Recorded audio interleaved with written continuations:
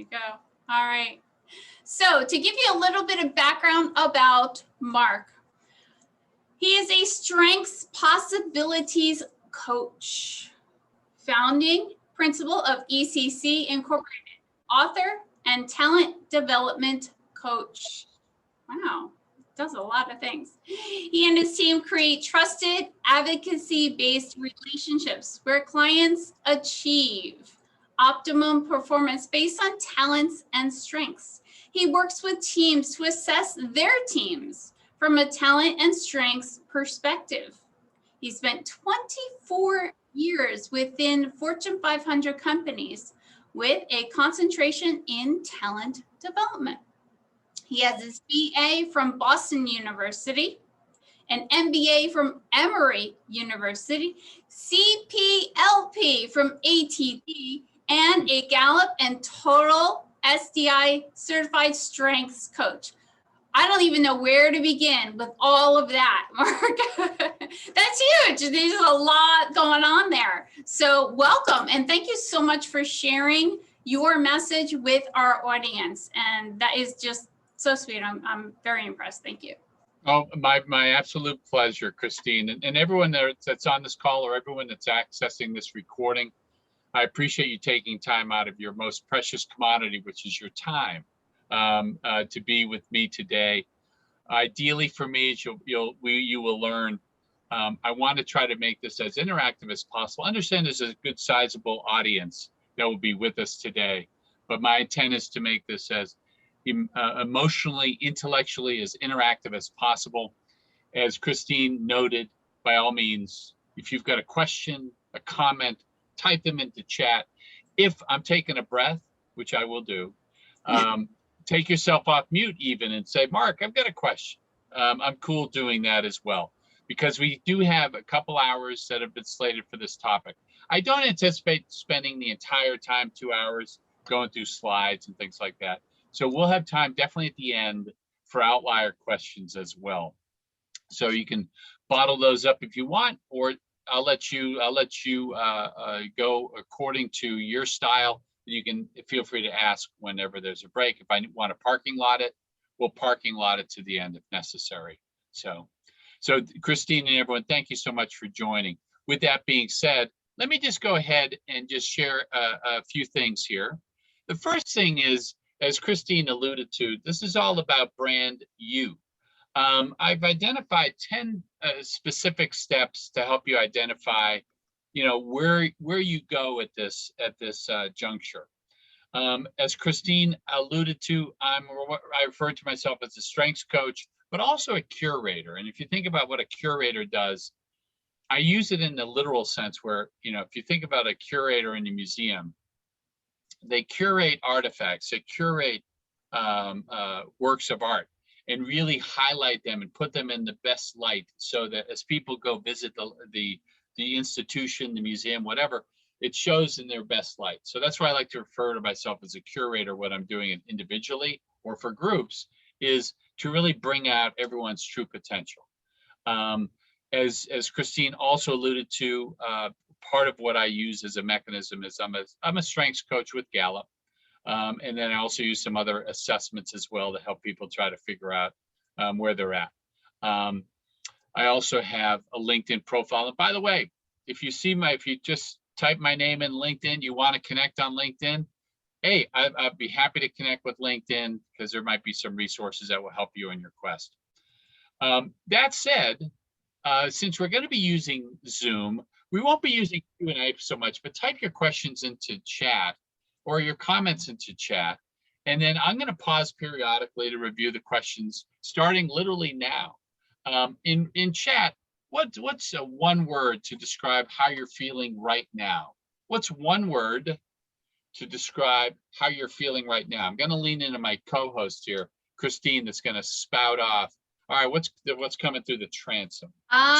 Excited, optimistic, blessed, interested, exhausted. Hey, Maria, you and me, man. I feel like it's Monday, right? Frustrated, energized, lost, little bit everything. Let's see. Did you get all those? We got a half and half.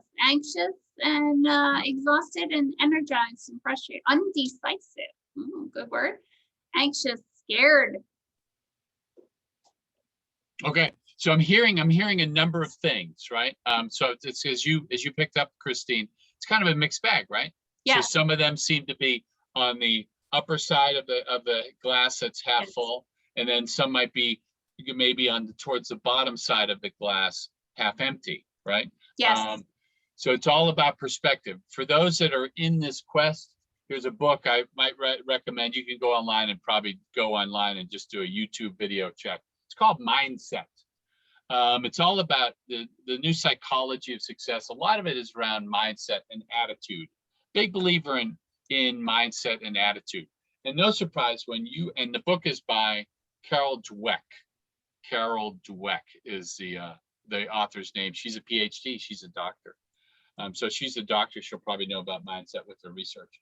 I'm a big believer in that because what will show up when you're in this crossroad, I call this a crossroad, is that when you engage with people, whether I call them your advocates, prospective employers, people that are potentially wanting to help or get to know you, they'll pick up on your vibe within the first nanoseconds of your engagement.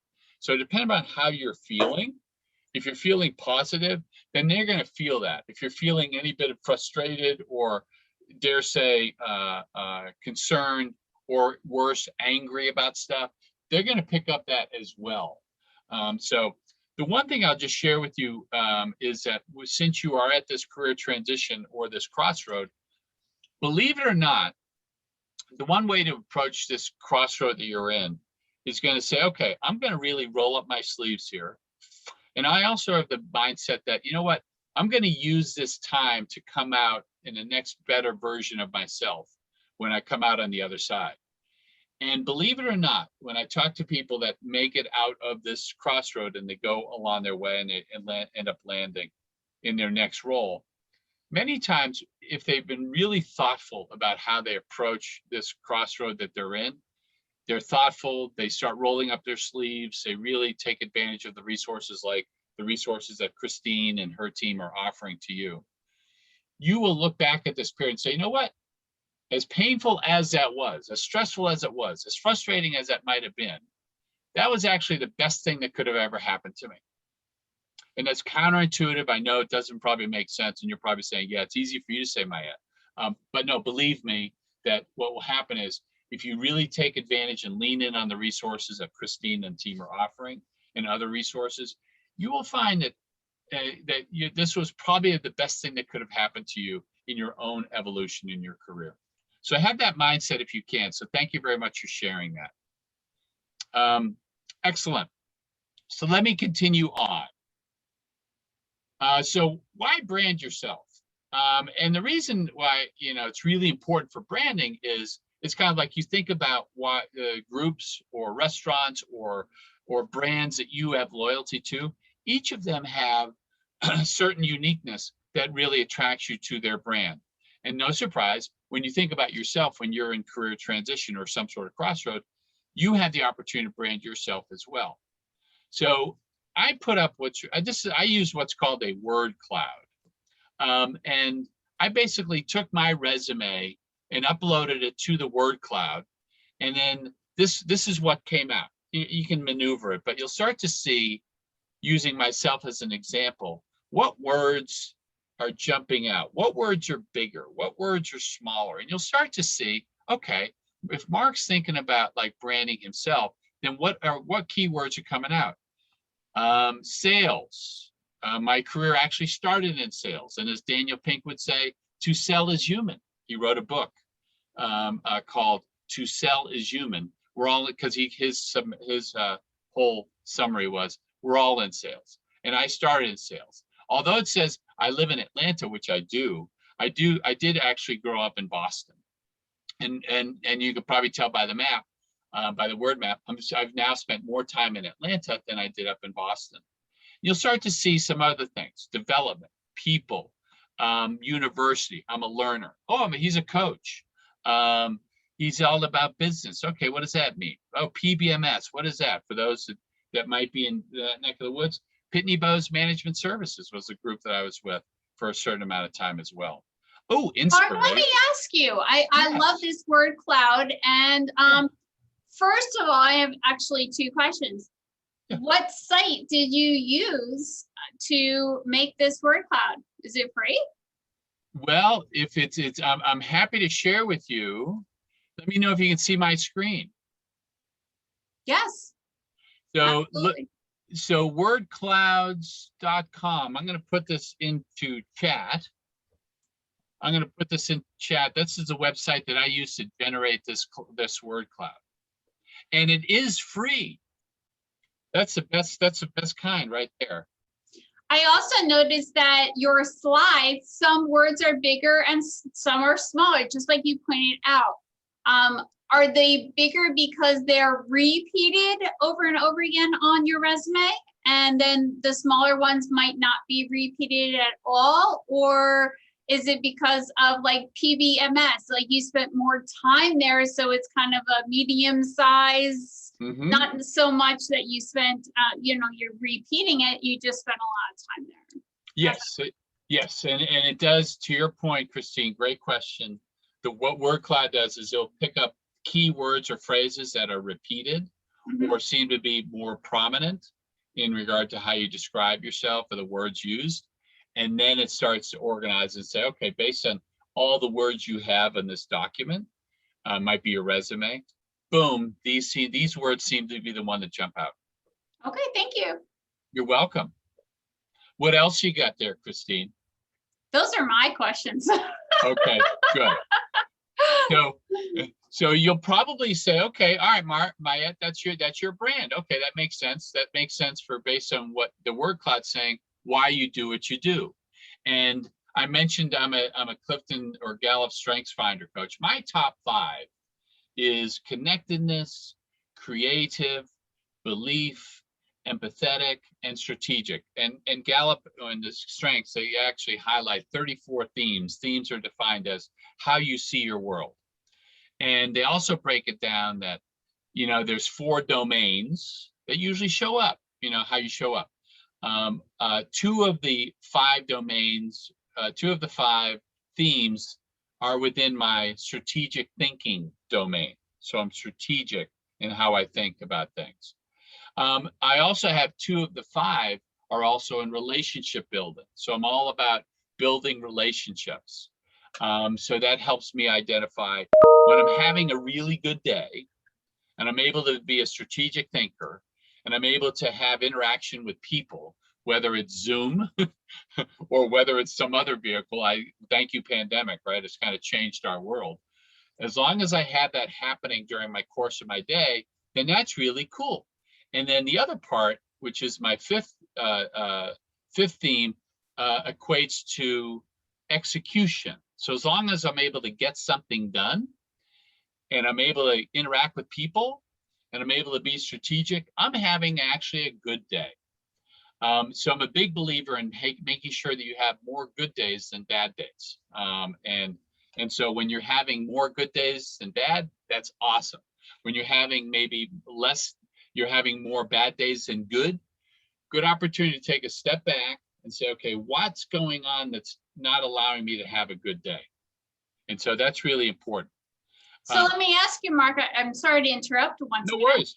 We do have 2 questions in our chat box. And oh gosh, they keep rolling in. They're very excited. So Yes. Is the bullseye of what you just showed us, is that the most important for you? Is that what's going to come up for other people, the bullseye?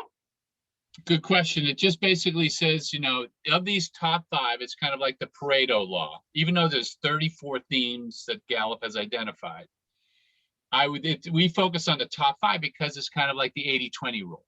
So 80% of your essence is showing up in your top 5. The fact that my number 1 happens to be all about connectedness, I would venture to say that I'm constantly just naturally saying, the reason why we're on this call today is not by accident. Everything happens for a reason. The fact that you're on this call today, chances are you probably had a choice and you maybe said, you know what, I've got this and I've got this. Let me see what this branding thing is. And my hope is you'll say at the end of it, it's like, you know what? I'm so glad I did it. So I would say the bullseye is kind of like, I'll say the top 5 are really the essence, and the top, so that basically, is it the most important, the number one thing in the bullseye?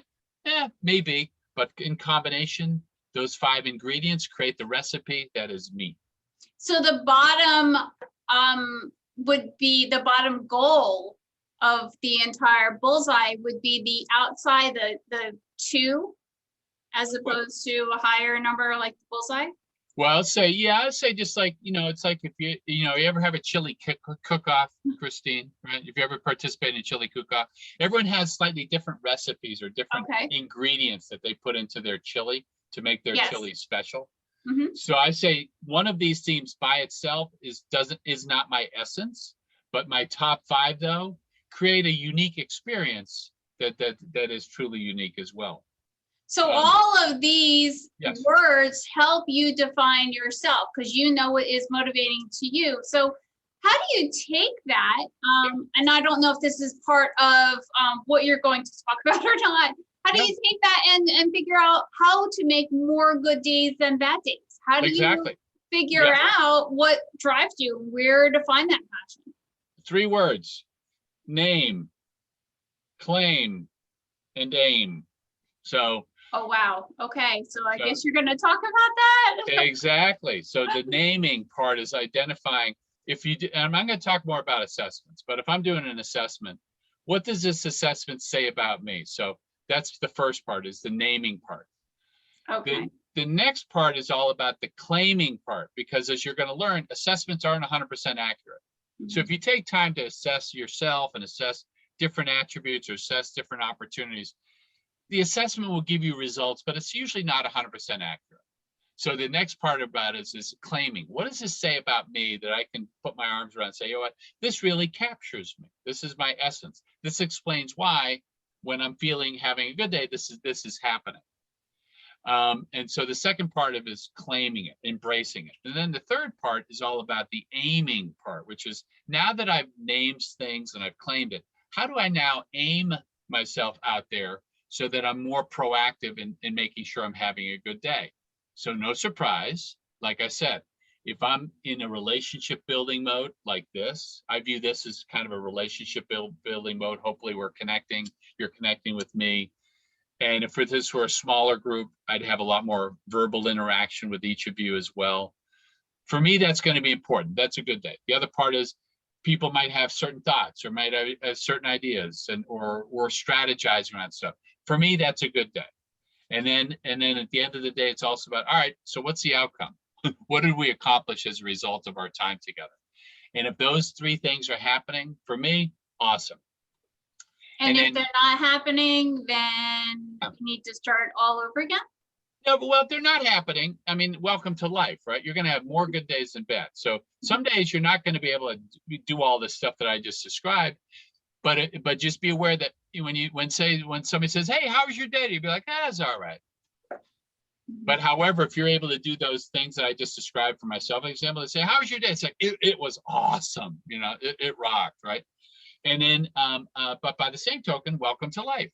Every day is not going to be rainbows and butterflies. So I'm not trying to give you this false sense of reality, which is if you do this every day is going to be rainbows and butterflies. No. But overall, though, you want to make it so that overall you're having more good days than bad. And being self-aware allows you to steer yourself, aim yourself in a way to say, okay, if I'm doing this and I'm doing this, then I'm going to generally have a better day. So we talk about, or you're talking about and showing us some information, some verbs, some adverbs, according to Gallup Strengths Finder. There are tons of assessments out there to figure out not only what you want to be when you grow up, but also what are your strengths and what are your passions and what you would be good at and that kind of thing. So is there I know that you're going to speak about that in a little bit, so hold on, guys. But is there free version Come back, that some Carol, people come can back. start with. I mean, I don't know. I know that we talk about NJ Can here because Monmouth County, of course, pays for it, so take advantage of free. I like free. But there are other free options. Is Yeah. Gallup's a free version and then a paid version that gets you more information? How's that work? Great question. Very loaded question. I'll I know, answer I'm it. sorry. No, that's good. That's good. Because I will be unpacking the whole thing about assessments in more detail in a little bit. To answer your Okay. immediate question, I will share with you some resources that will, some are free, some are actually sponsored by the federal government. This is actually the federal government's providing free resources to go. actually help, right? Yes. Which is counter to what Reagan said, which is I'm from the government, I'm here to help, which is kind of like what scares people. But there are some resources sponsored by the federal government that actually will allow you to take advantage of free resources. And it's not free because we're all tax-paying citizens. I like free. Let's go. All right. But Do we'll them talk all, about that. just because they're free. Okay. In regard to Gallup, though, Gallup, those top 5, it's Yes. it's $19.95. So it's Okay. like under $20. So Okay. which is very reasonable. Some assessments can be hundreds of dollars. We've talked about it with past speakers about different assessments that are free and low cost and whatever. And I have to say, I've done NJ Can, I've done DISC, I've done Gallup Strengths. I've done all of these things just to see if they're kind of like, or like way, far away kind of thing. And I highly recommend them. That's excellent. Okay. Sorry, So, go ahead. No. So did you want it? Were there any other questions you wanted to fire No, I at think me? we touched them all. Excellent. All right. So what I'm going to do is I'm going to use myself as the example here, because this process actually took me a while to get my own clarity about what is this actually saying about me? Why is it, since I'm on this 80,000 hour journey, which, by the way, folks, we're all on this 80,000 hour journey of our careers. I'm just on the back end of it. I'm in the 4th quarter of my professional journey. And so when I was at my 3rd to 4th quarter, perfect opportunity for me to self-assess and say, okay, this is where I've been, but where do I want to go for the remainder of my time in my occupation / vocation? One thing I do want to share, just for advertising purposes, I'm also an alum, as Christine said, of Boston University. So go Terriers. And I spent 4 years on the river in Boston. I was on the crew team there. So now, the other thing, if I had to have a simple emoji, this is kind of morbid, but this kind of captures my essence of my top 5, believe it or not. Connectedness, creative, belief, empathetic, strategic. Basically what that means is, when I boiled it down, is I see dead people. Do you really? You see dead people? I mean it. I mean it not literally, but figuratively. Okay. So I'm not talking about I'm a mortician or anything like that.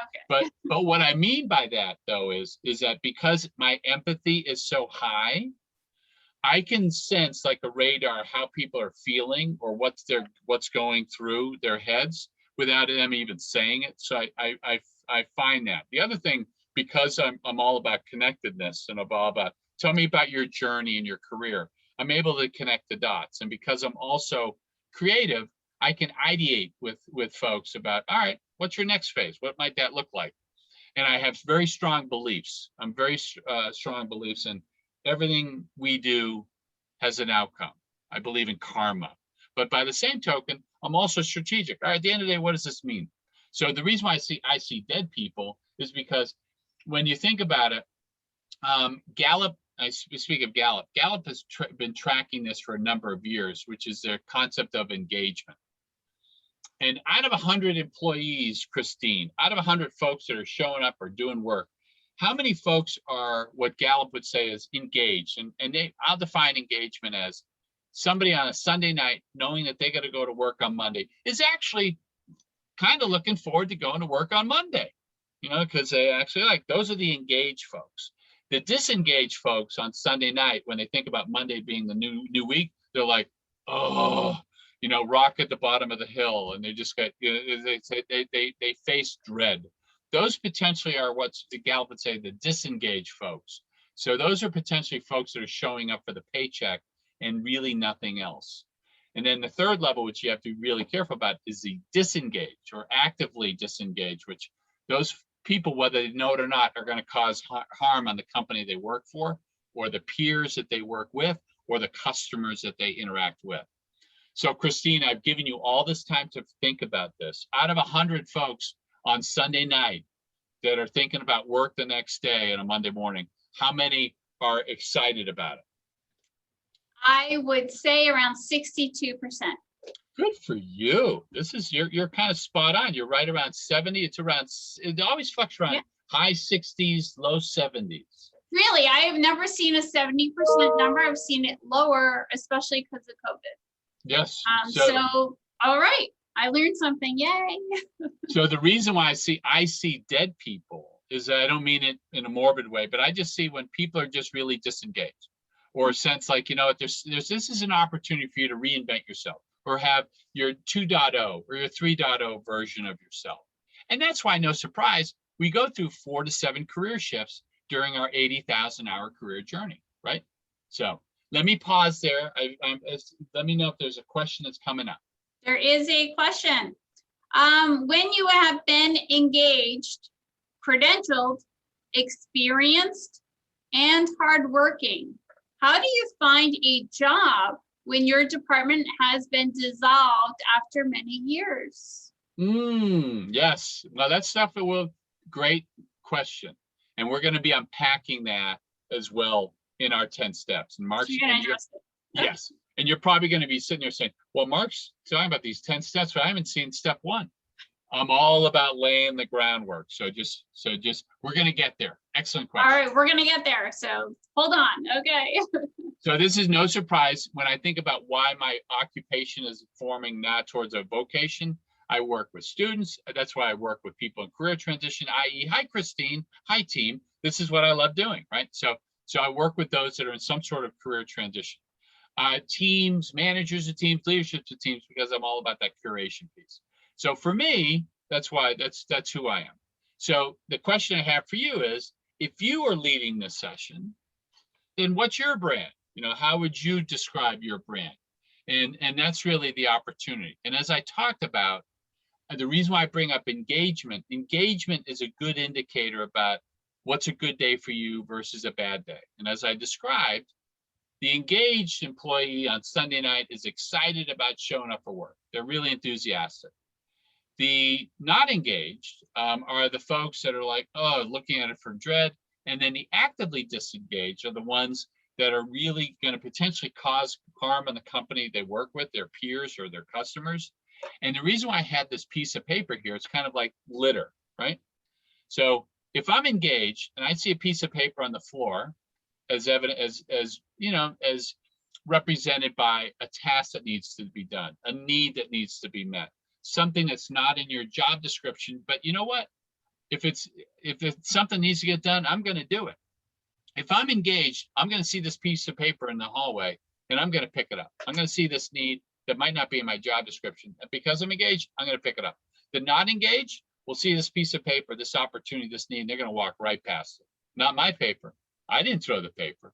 That's I don't know. This probably has COVID on it, so I'm not even going to touch that paper. And so, and then the worst case is the actively disengaged folks are the ones that actually throw the paper.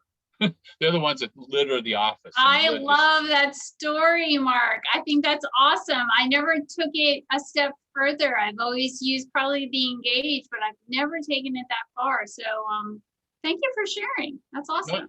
My pleasure. So my challenge, my question for you is, are you the people that are picking up the paper?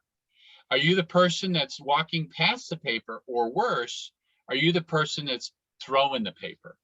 And, you know, like I said, good days, bad days. If you're having more good days, chances are you're picking up the paper. On a bad day, you might be walking right past the paper. And a really bad day, heaven forbid, you might actually be throwing the paper. So let's make sure you're picking up more paper than you're throwing. With everything that you said, I mean, maybe you're going to get to it, but we do have a question. What are ways to reinvent ourselves? Does it go with everything you're saying, these 10 steps, or? Yes. Okay. Yeah. Yeah, and that's I'm kind of like that infomercial that keeps saying, but wait, there's more. There's more. Stay tuned. Yes. No, you're asking all the right questions. And so I appreciate that. So we're going to get there. And that's why I was saying, if you look at these figures from Gallup, you'll see that there's not a lot change between the percentage of engaged from 2000 to 2016 that they've been tracking it. You'll see the numbers are fairly static. When you see the disengaged, you'll see it goes from 56% to 51%. But then the actively disengaged, when you combine the disengaged with the actively disengaged, that's a majority of the folks showing up. And heaven forbid, I want you in this column. And the fact that you're in this crossroad, your opportunity is to position yourself so that you'll be showing up in this column wherever you land in your next opportunity. And that's really going to be the opportunity.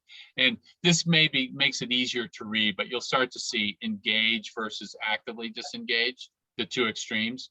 You'll start to see that it's kind of stays static, through time.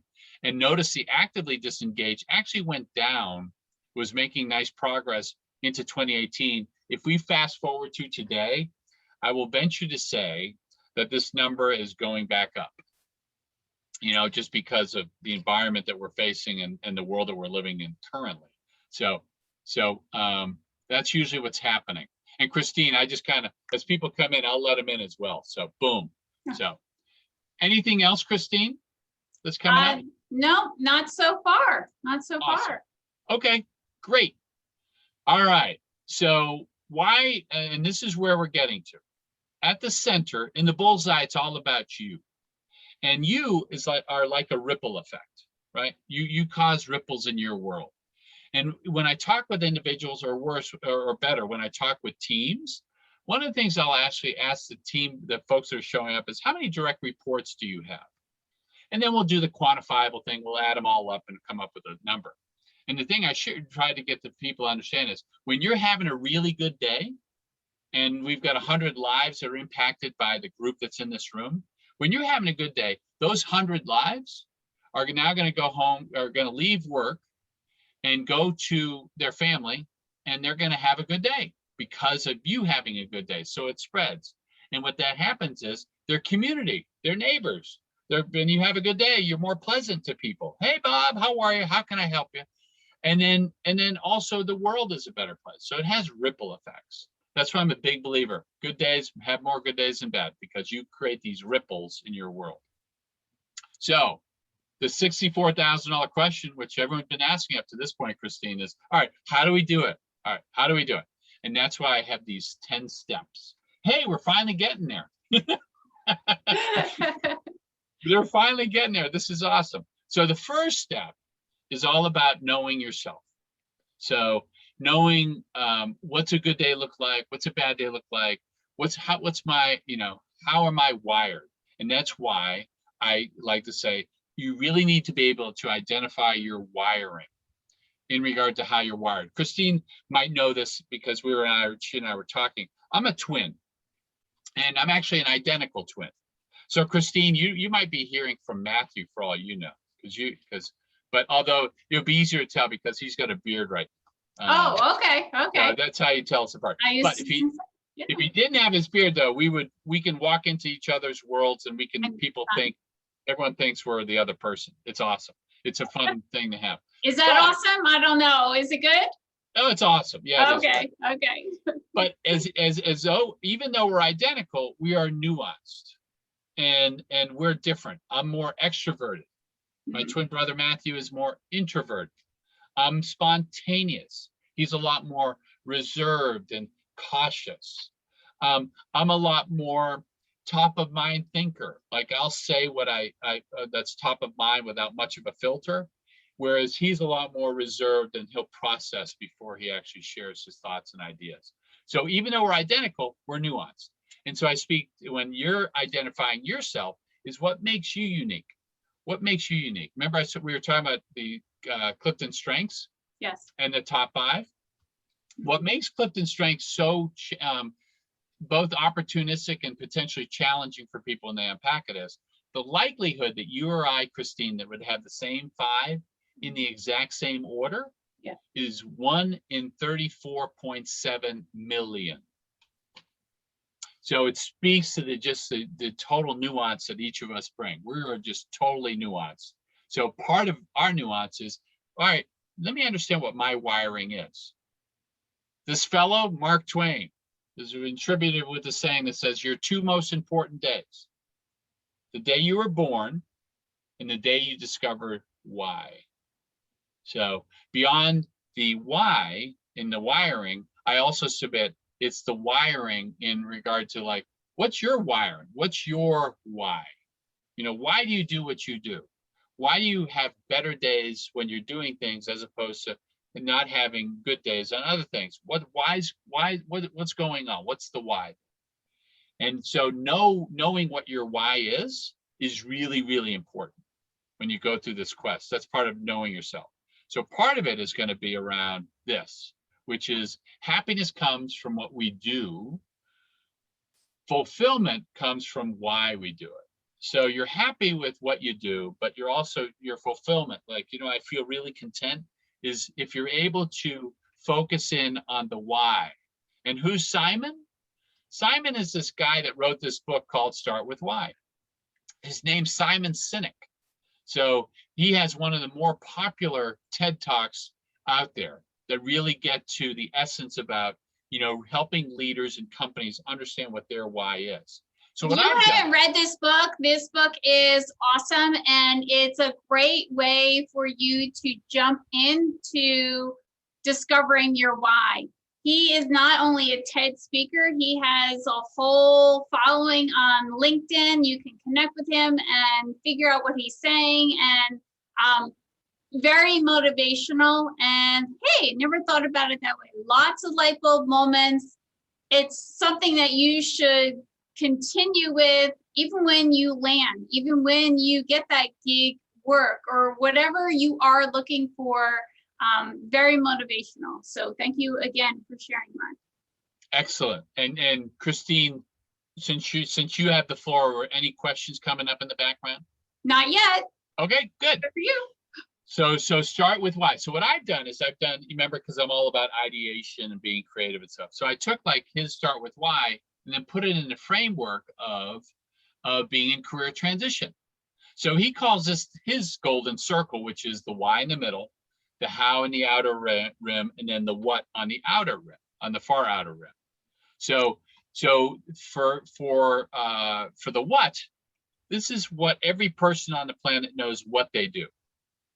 They're the product of the service that they offer. So no surprise, when you're networking and having conversations with people, how long does it take for someone to ask you this question? And when you're in career transition, this question is sometimes faced with dread, which is name is the first question. And then the next question invariably is, Christine, what do you want to be when you grow up? Who are you? Yeah, why you, not somebody else? So yeah, what do you do?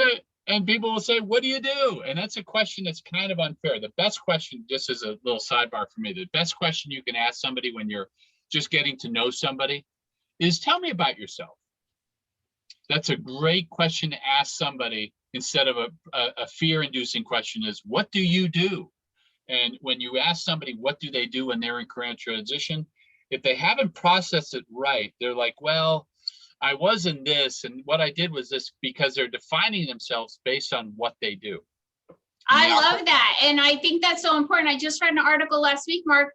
You know, it's telling people the words that they are familiar with puts you in a box, which maybe you want to work outside the box. Yep. But it makes them more comfortable because they understand that box. And maybe you don't fit into that box. Maybe you are that round peg and you don't want to go into a square hole. So it's really important to figure out what are your strengths so that you can create your own circle, your own box, and be able to get inside. Yes.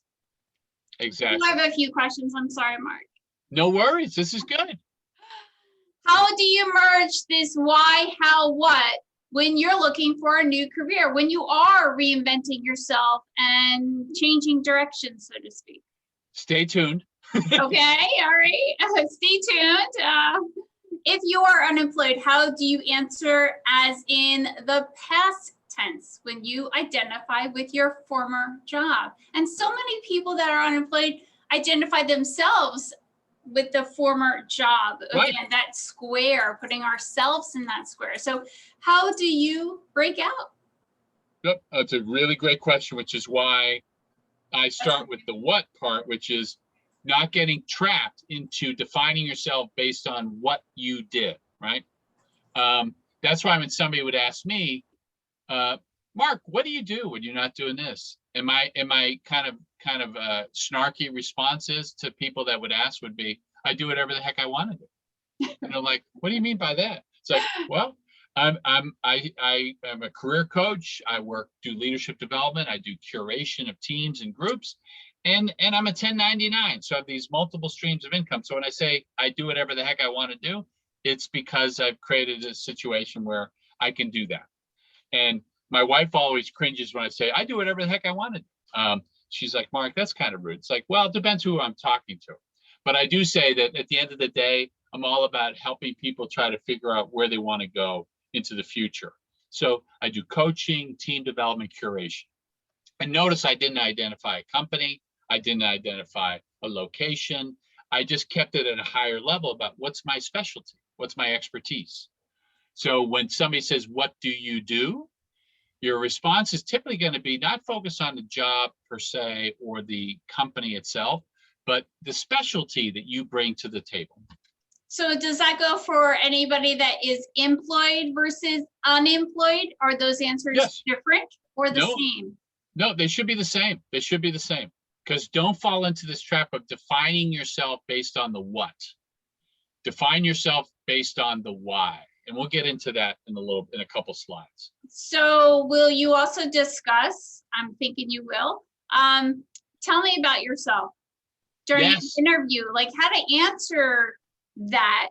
What's a good positive response? All these questions are awesome. Stay tuned on that one. Stay tuned. Anything else coming through? That's it. All right. So let's get into the center ring is all about the how. So the way I define that is some people know how they do it, and there are things that make you special or set you apart from their competition. So in other words, you bring you have certain unique capabilities, and part of your opportunities is to identify based on your wiring and also based on your wiring, how you do things, what makes you unique, and part of your opportunity is to begin to define that. The third part is all about the why. So and don't beat yourself up if you're grappling with what's my why, what am I here for, what's next, and because very few people know the why they do what they do. Why is not about making the money. So that's the other thing. That's the other mindset you need to have, which is if you focus on the why and focus less on the material stuff or the money part, believe it or not, counterintuitively, if you're focusing on your why, things will start to happen. Things will start to happen. So that's why we say, making money, that's the result. The why is a purpose, a cause, or a belief. It's the very reason you exist. So your opportunity, my challenge for you is to say, okay, if I'm really pivoting, or I think I'm pivoting to a different career, occupation, role, etc., or my industry's drying up and I got to pivot and do something else, this is your opportunity to kind of get to this essence here. Okay, so we're going to continue to unpack it. But Christine, you're only on number 2, and I know. you talk so much, and I've asked so many questions, so I keep interrupting you. No worries. I have to say, Mark, I've had a lot of guest speakers talking about a lot of different things, and over time, you have said in the beginning that you've been in this whole, redefining yourself for 80,000 plus hours. And it's not an easy fix, and you're not going to have it done in an hour, 2 hours, or this week and that kind of thing. I will say I've been here for many years, and I've had guest speakers, and I'm always learning about myself and my why, and redefining and making it stronger and a little bit more impactful. So you're always going to be in that mode of change, as opposed to, okay, I'm done. Just like education. You know, Exactly. you're always learning, you're always expanding and adding something to your toolbox, whether it is your circle and figuring out your why, or figuring out how to use the latest and greatest IT. It That's doesn't it. matter. Yes. Right. And as I like Sorry to say, interrupt Christine, you. no worries. I think that's perfect, because that's one of my basic philosophies is the day we stop evolving is the day we're done. So every day we're evolving. We're just slightly evolving. I keep this. You see what's on my, you see what I'm holding in my hand, Christine? No, can you hold it up a little bit? Let me see if you can see it. See it? Maybe to the camera. Can you all see it? Oh, now I see it. Can you all see it? I can see it. What is it? It looks like a rock. It is. All right. So I thought it was a I know potato. a tiny potato. Yeah, it kind of looks like a potato. Yeah, that's true. Kind of looks like a potato. When I started my 80,000 hour career journey, this rock had all these jagged edges on it. Mm. All these jagged edges. It is rough. Is a really rough rock. Over time, with positive abrasion, I call that the waterfall effect. This rock sits at the bottom of the waterfall called life, and life experiences. All those rough edges that I had started to soften. And that's why when I talk to folks that lead others or influence others, and I share with them, or they share with me how long they've been leading others, one of the questions I'd ask them would be, how different are you today than you were in your first day that you were leading others? And invariably the response is, oh gosh, I'm a lot different. And that speaks to our evolution, Christine. And Yeah. that's why I like to keep that rock on my desk as a reminder, like over time, my rough edges through positive abrasion have softened. All right, so if you're just starting out on job search, get a rock. If you're knee deep in job search or reinvention, like myself, I'm past at 40,000 hours of figuring out my why. Is it still a good time to get a rock? I don't know. Well, we all have a rock, right? All we all right. have a rock. You know? Maybe not as hard edges. Yes. So the second part is all about identifying with using Stephen Covey's philosophy, which is start with the end in mind. So for you, what does the end product look like? I shared with you, for me, my end product was, I'm not interested in a W-2 role. I'm not interested in doing that. Been there, done that, got the t-shirt. For me, it's all about, let me have this portfolio career where I have multiple streams of income. It's kind of like an investment portfolio. You have different types of investment classes, and over time, those investment classes kind of counteract each other so that over time, you're growing your pot. So the same thing with your career portfolio. For me, it's all about multiple streams of income, with the centerpiece being around coaching, development, and helping people identify their why. And that's why I do work with a local university, Emory. I teach adult education. I work with a company in London that does leadership development stuff. I also work with a company called Lee Hecht Harrison in the United States, both on the career transition side. I work with people in career transition, but then I also with Lee Hecht Harrison work on the leadership development side. And then I also do stuff independently. So combine all of those things together, I've got this portfolio career. So for me, identifying the end product was really important. I would submit for you, identifying your end product is going to be important as well. Is it a W-2? Is it a 1099? Is it going to be doing contract work? Is it going to be maybe being semi-retired, only working 10 or 15 hours a week, as opposed to a full 40-hour work week? So your challenge is identify what your end product is going to be.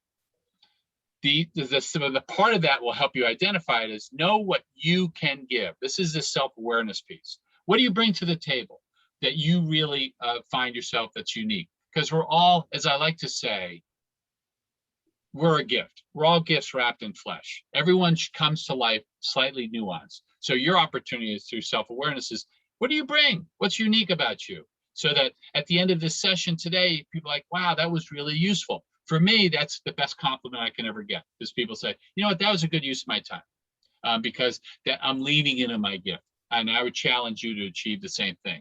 Christine, let me pause. I saw Chad kind of coming up here.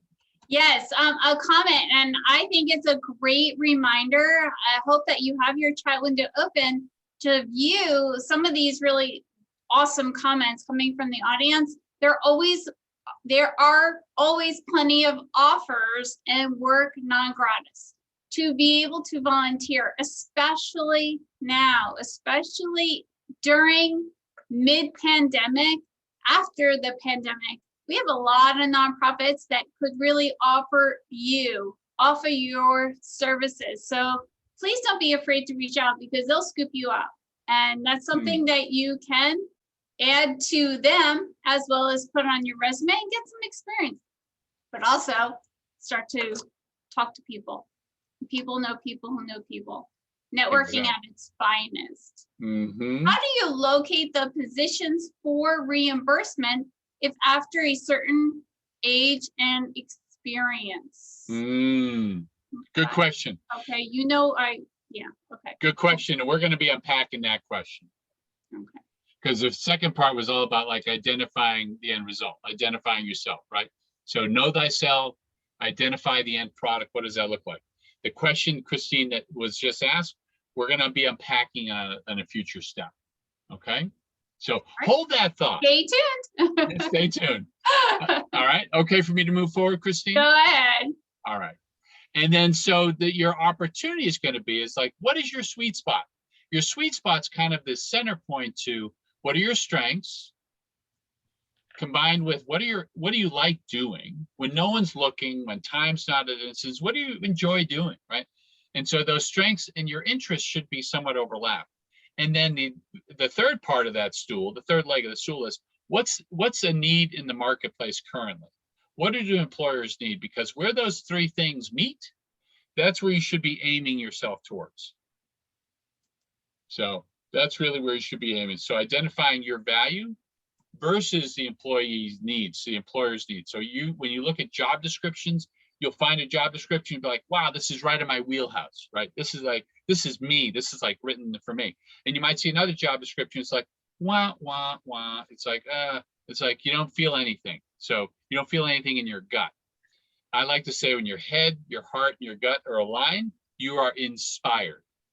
Head, heart, gut, you are inspired and you'll run through brick walls because you get everything aligned. When you just have your head, the logical piece, well, it pays well, it's got good benefits, but then your heart and your gut are not aligned, you're making a deal with the devil at that point. So really, what if you need to pay your bills? What if you need health insurance for your family? I got it. Yet it's not a strength or a passion of yours, but you know that you need that. Then what do you do? Okay. No, I hear it. No, I hear that. And that's why I'm saying don't walk away saying Mark's like, I don't know what he's smoking, but the reality of the world is X or the reality of the world is Y. And I get it because I made the decision to be independent. I know about healthcare because I'm paying for a family of 4, myself and my wife and 2 kids, and I'm getting what the monthly premium is, and it is not inconsequential. And I get it. But at the end of the day, because I've made choices that I've made to do what I'm doing, I'm happy doing what I'm doing, as opposed to getting a job that has good benefits, but then every day is a grind. Sunday night, my stress level goes up. It's not worth it. So at the end of the day, you're going to have to balance it out. But I get what you're saying. So we'll continue to unpack it as we go forward. Thank you. All right. The next part is analyze. So the third step is all about, all right, how do you analyze? How do you figure this out? And Christine, you brought this up and others brought this up, which is all about assessments. So this is how you begin to identify. There's 3 ways: self-assessment, understanding, reflecting on your background, where you've been, what's a good day look like, what's a bad day look like, even going through your annual reviews that you've had in previous roles, because you'll pick up patterns in what you accomplished in your previous roles through your annual reviews and annual review reports that you have forgotten about. I see in this audience, we have a lot of people that seem to have a lot of context, right? They seem that their rocks are probably have kind of smooth edges because they've had time, right? And you accomplished more than you'll ever remember. So reviewing your annual reviews and then using it through the self-assessment filter is going to be important. Ask others for feedback, or again, looking at your annual reviews because you're getting feedback from others that are coming from that. People that know you people that you worked with. Family members are great, but I prefer when you're asking for insight about what you bring, ask people that you work with what they have thoughts about when they think about you and when you're on this quest. Or the other one is this professional assessments. Okay, so that's going to be the third level. Let me just give you a precursor about assessments. Okay, here's a disclaimer. They're akin to running with scissors. You got to be careful because you'll get hurt. So, your mindset when you do an assessment should be they're not 100% accurate. Okay, so I call it though good indicators. They're good indicators for you. You might not agree with 100% of what the outcome is, but chances are they're pretty good indicators. And when you feel like this is nothing like me, I challenge people, take that assessment and share it with somebody that knows you really well and have them read the assessment. And chances are they're going to say, come on now, Mark, it says this about you. Don't you remember last week? Or, do you remember the time when you're like, well, I guess so. And all of a sudden, the assessment has a little bit more accuracy than you're giving it credit for. But if you're not sure, share with people that you work with. Assessments will also give you indicators about what a bad day might look like for you. So don't use that, what a bad day might look like for you, as justification to have a bad day. So it doesn't give you permission to act badly. Or if it says, if you're not careful, then you'll come across as a jerk. So when you read that, it doesn't say, oh, this explains why I'm a jerk. No, it doesn't. You have the choice. It's all about choice. So when you see something that may be negative, just be aware that if you're not careful, if you don't modulate, as I call it, then you'll come across badly to somebody else. You'll cause conflict. But it doesn't give you permission to act that way or be a jerk. Okay. And then the other thing is, don't necessarily, when you see a assessment, it doesn't give you permission to typepass yourself or someone else. Like if you're doing an assessment with a partner who says, oh, you're really good at this. So good. So you can plan all our parties. Oh, you're really good at at being analytical. Great. Figure out what our healthcare plan is going to be. It's like, oh gosh, so it doesn't give you permission to typecast somebody based on the assessment results. Let me ask you, on your last slide, you had self-assessments and professional assessments. So sorry to make you go back. What is the difference between those two assessments? What, the self and others, or professional? Professional are going to be like Clifton Strengths. Okay. MBTI. So self-assessment is more what you think of yourself and yes. Just words and verbs that you come up with, where professional assessments are those that things that are out there that asking you specific questions. Exactly. And many times there'll be validation of what you think about yourself. Gotcha. Sorry. Have a good day versus a bad day. No apologies necessary. You're asking all the right questions, which brings us to one resource. This is called onetcenter.org. And notice where the arrow is. I want to be, and then you type this on this website. And then find occupations for people that are in a career pivot mode. This is one way to assess what different opportunities you will have as well. So it's called onetcenter.org. That's one resource. The other thing is, I'm going to go ahead to a web page, which is, let me see here. I have on I did a blog all about assessments, and for those that care or want to get a little bit deeper, awesome. I'm going to just type in this web page so you'll have it. But in this article, I talk about the different types of assessments, and you'll start to list out. Start to see what they are, and you'll start to see some off-the-shelf work type assessments as well. And then it goes into a bit more description about what this assessment is and how it works, etc. Okay, so you might go through this list and say, okay, this is one, and I'll do a little Google search. Some assessments I can do for free. Some assessments it might cost a little bit. Like I mentioned, Clifton Strengths is $20 for the top 5. Whatever it's going to be, this at least gives you a bit more context about what types of assessments are out there. Okay, so go into that, follow that link, and then you'll have it. Okay. The other thing is going to be this. Remember I was talking about the federal government and free stuff? Here's another website called myskillsmyfuture.org. Believe it or not, this is from the federal government. And I'm going to put this into chat as well. Guess what, Mark? All of this sounds so familiar because they are actually attachments on my YouTube channel. All these websites, woo! I told you I like free, and you should take advantage of anything free. So Awesome. see if, take these assessments because they're going to help you build your plan, discover your why, and give you words that, yeah, that's mine. Unless you're a human thesaurus, of course. That would be great because if you are, then you're going to come up with that on your own. You don't need an assessment, but most of us aren't. So take them. I urge you, take them. Excellent. And was there some coming through chat? Yay, Christine. Okay. Thank you. So it's good affirmation, Yes. Christine. Yes. All right. The other part is, which I talked about earlier, which is helps you identify, through assessments is, identify your accomplishments. Look through your chock full of stuff that you've had access to previously. And then what was it that you brought to the table? And ideally, what were you recognized for? And ideally, some of the things that you're being recognized for, it's like, you know what, that's a good day for me. And that helps you aim yourself in a way that's going to be helpful. So, and then this gives you an opportunity to really refresh what specific actions did you take, but then also what were the results that you achieved when you were having those good days.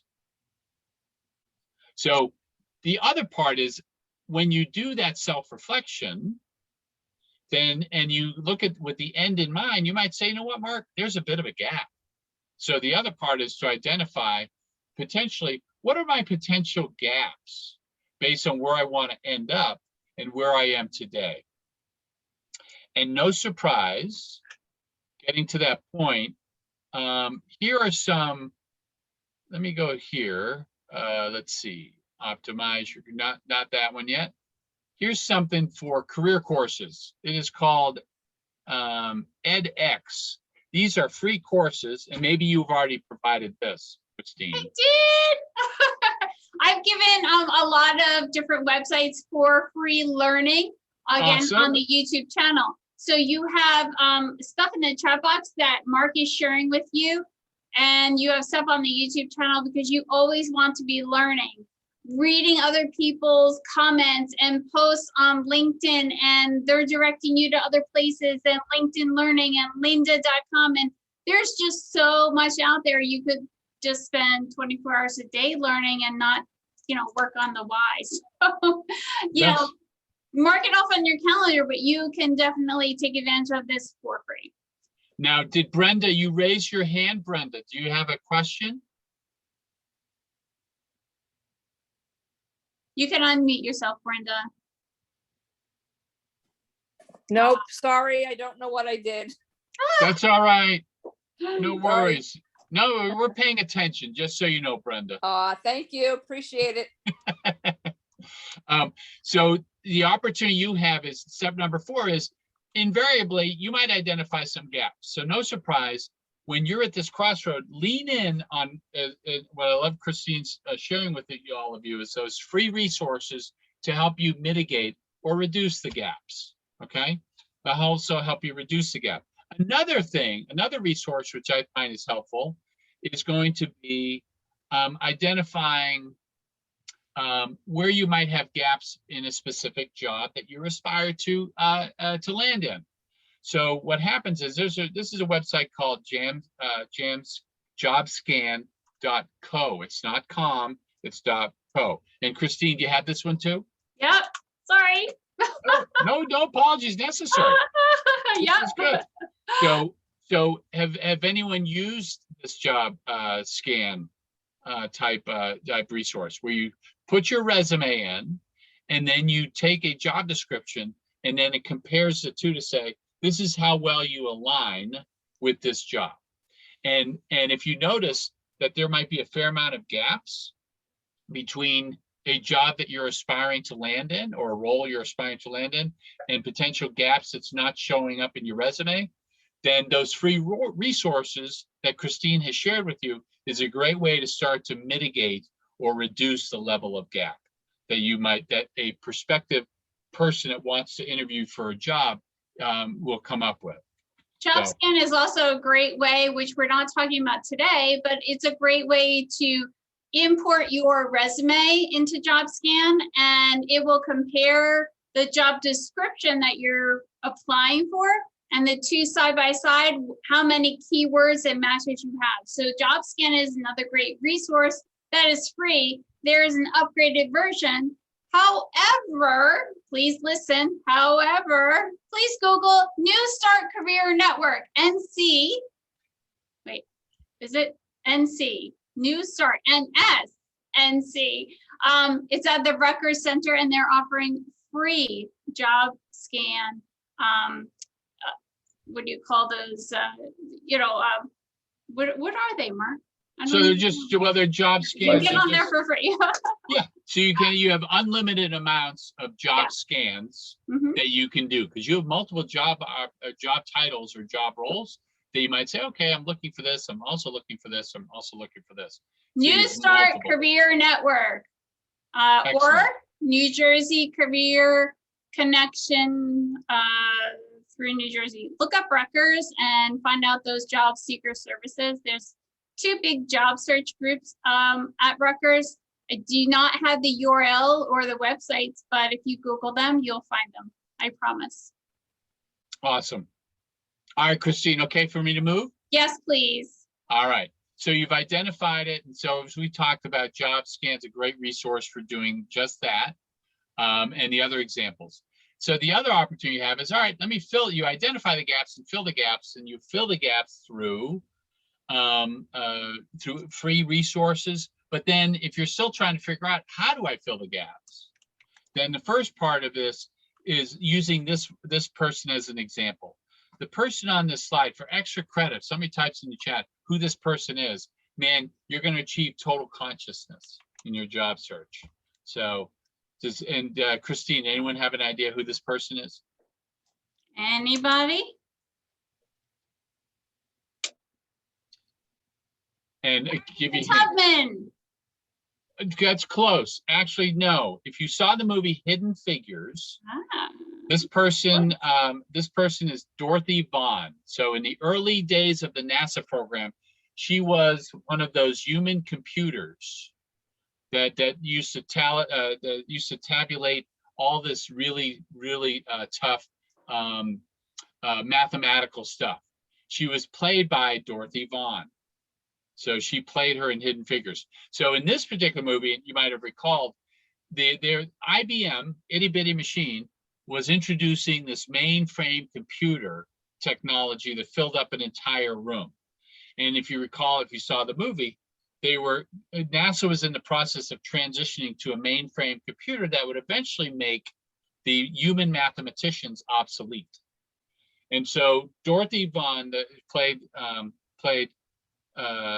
or Octavia Spencer, who played Dorothy Vaughan, she took it upon herself to notice, you know what, there's this mainframe thing coming online. What is this all about? And then she taught herself how to literally program this mainframe computer, to the point where, if you watch the movie, when IBM was installing it, they couldn't get it to work. They couldn't get the mainframe to work. And in stepped Dorothy Vaughan, who had spent time learning about mainframe and programming, where she was able to take on the mainframe and manage the mainframe, to the point where she created a team of people that managed and worked on the mainframe computer. So they pivoted from manually doing stuff to using the technology to create the really involved mathematical results that needed to happen when we're trying to find our way to the moon. I think that's a great example, Mark, because it tells you about how somebody can transform themselves and pivot. But let's go back to an earlier slide. You have a gift. So even though they didn't make a movie about you, it doesn't mean you don't have anything relevant to contribute to society, to contribute to an organization. You all have something special. You just have to figure out that why and how you can use it. Exactly. Exactly. And Christine, I'm just sensitive. Did anything else come in chat? Not yet. All right, cool. So the sixth step is all about coming out. All right. So this is all about, all right, announcing to the world. I've identified my why. I've been able to focus on what it is I really want to do next in my next phase, my 3.0, my 4.0, even my 2.0, right? And so part of it is going to be really looking at your LinkedIn profile and potentially refreshing your LinkedIn profile. And I'm sure, Christine, you have sessions on LinkedIn. You know, I have guest speakers that talk about LinkedIn and different aspects of new and the latest and greatest and things they took away. But to get started on LinkedIn, YouTube addresses that. I do have 10 workshops that are online, and 3 of those 10 are just about LinkedIn and how to get started. So absolutely check them out if you have not already. Awesome. So part of it about LinkedIn, and I'm going to share with you, let's see which screen it would be on. I'm going to share with you my profile on LinkedIn. So this is me, right? And let's see. So this is me, and we're going to scroll down a little bit. And then my intent is not for you to study my LinkedIn profile, but my intent is for you to just kind of share like how my LinkedIn profile is set up. And you say, okay, I got that. I see where you've been. I see what you're doing. I see different things that you've done. I can scroll down a little bit further, see all the experiences. I saw where you get educated. That's awesome. I see what your certifications are. That's great. See all this stuff. I see where you volunteer and do that stuff and do more. I see your endorsements. Now, the part that we just blow past on LinkedIn, which is our opportunity, is potentially the about section. And usually because it's only the first few paragraphs and people just blow past to see more. I would challenge. I'm sorry to interrupt you. I have James Smith on our page that we're looking at, James Smith LinkedIn page. And I have some questions in the chat box saying, where's Mark's page? Oh, okay. So let me stop my share to make sure that you can see my screen. Let me make sure.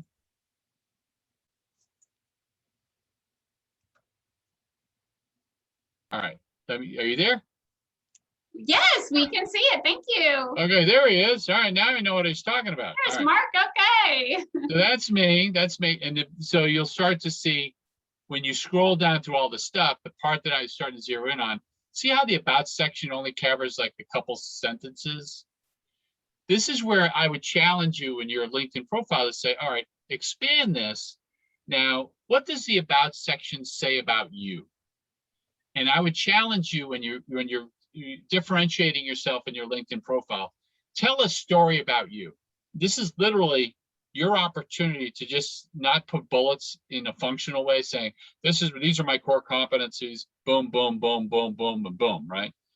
This is your opportunity at a cocktail party when it says, so Mark, tell me about Mark, right? And you're basically answering that question. And I would challenge you to say, tell your audience about you in a very personal way. And so sometimes people get a little bit funky. We're like, why don't I get too personal? It's like, why not? This is your opportunity to differentiate yourself.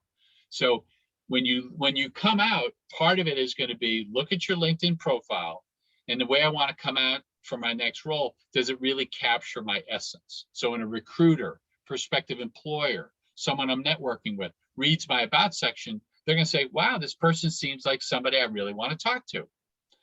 As opposed to, okay, this person seems to have like the functional background and the skill set. Okay, and they're like, okay, ho-hum. So my challenge for you is enhance your about section in LinkedIn. So a Christine, great way to enhance it. Not that you want to plagiarize, but beg, borrow, and steal. What is everybody else doing that you admire, and what are they saying about themselves that you can incorporate into your own profile?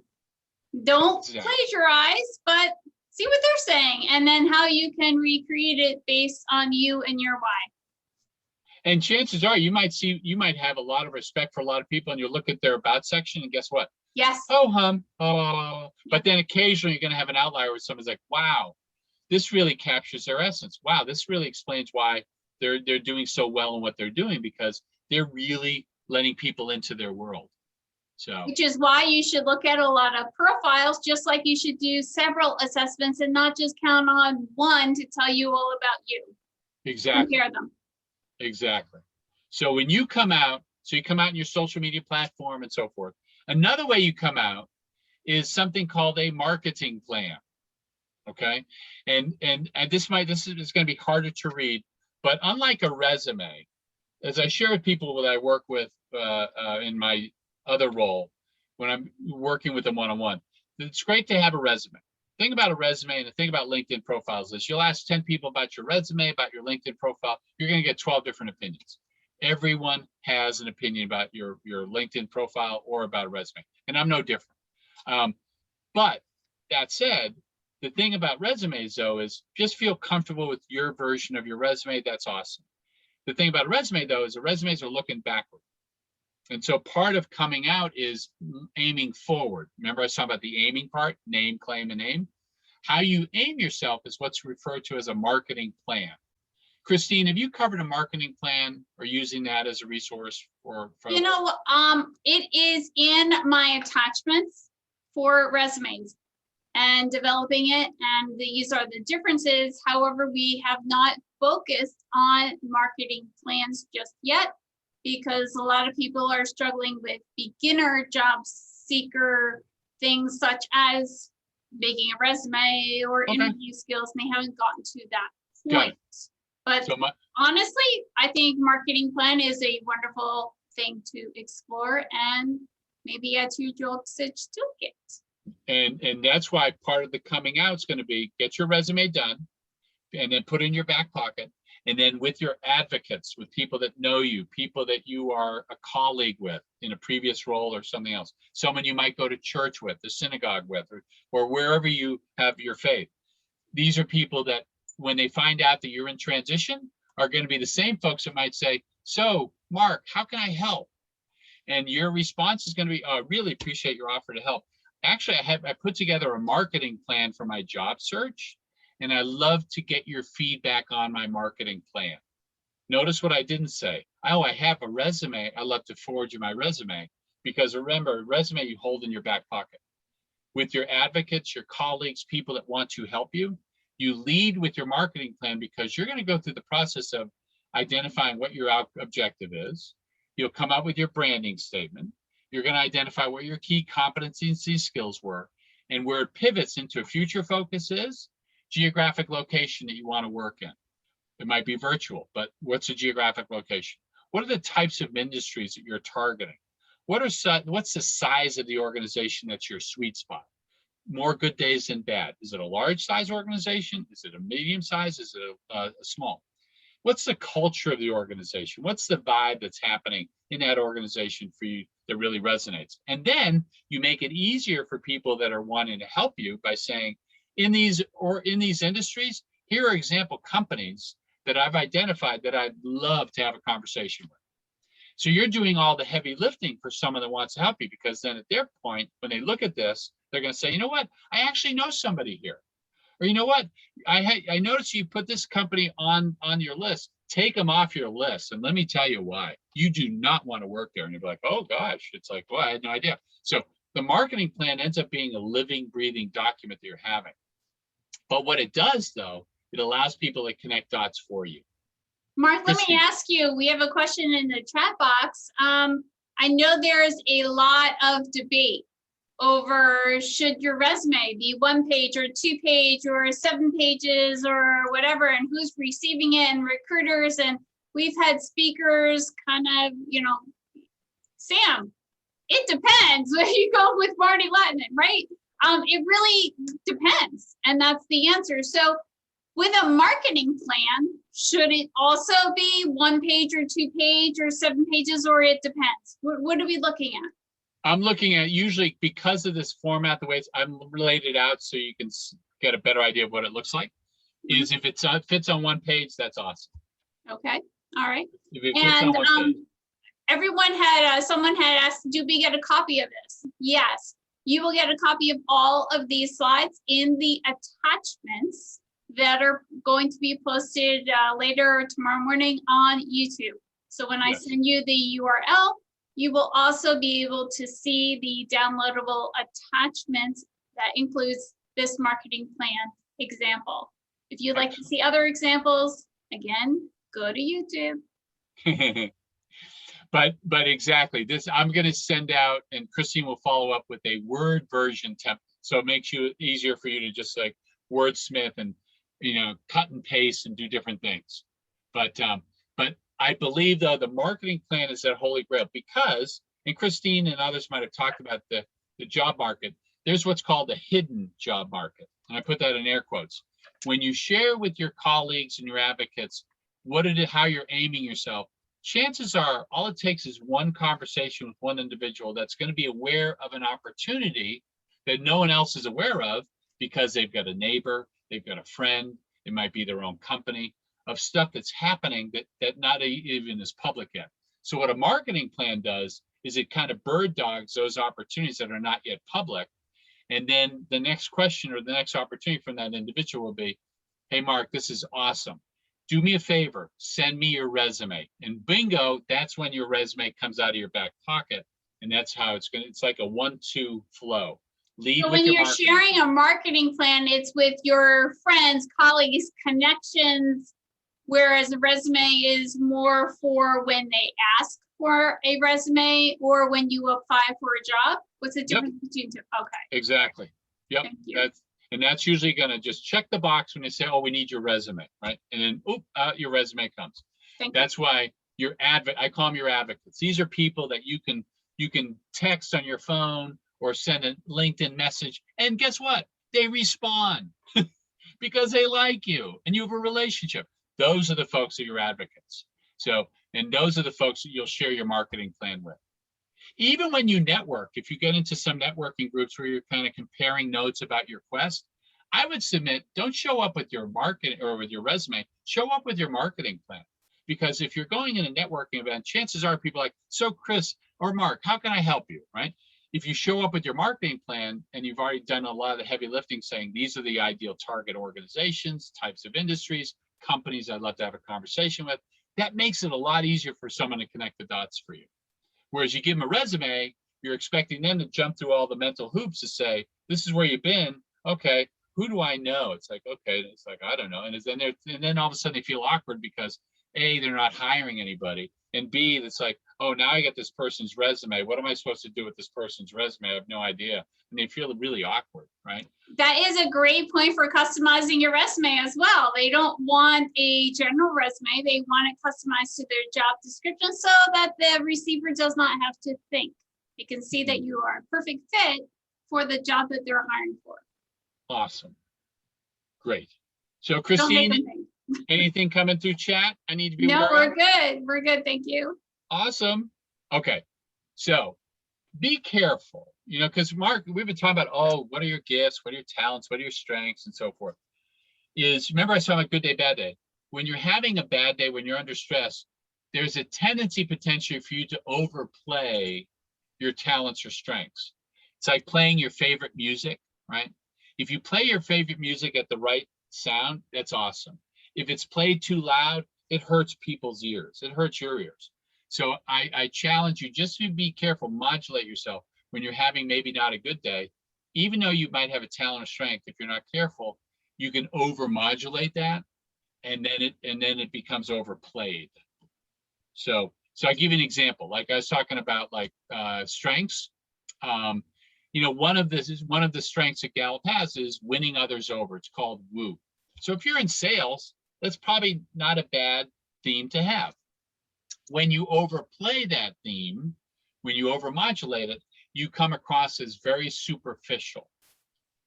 You're just in it it's very transactional, and people will sense this person's really not into building relationships. They're into like figure out how can you help me and what can you do for me. They'll sense that if you overmodulate the woo. So your opportunity when you overmodulate when you feel stress is to make sure you're not going to overmodulate. Okay. So that's why I have that kind of as a precursor. Be careful because you will overmodulate from time to time. So The seventh step is branding yourself online. I was talking about LinkedIn, right? So it's all about how you're going to show up in LinkedIn and these other websites. You want to have a similar vibe. So an example, like people will ask, well, Mark, my resume, can I just copy and paste my resume to my LinkedIn profile? To a certain extent, yeah. You want to have a lot of consistency, especially dates or years. So you want to have some overlaps. Where you can enhance your presence above your resume will be certifications, endorsements, skills that people have noted for you, or even better yet, your about section. So your branding of yourself is also going to be important to yourself online. That said, if you're into stuff on Facebook, and Facebook, I wouldn't really use it as a way to promote yourself per se, or looking for your job.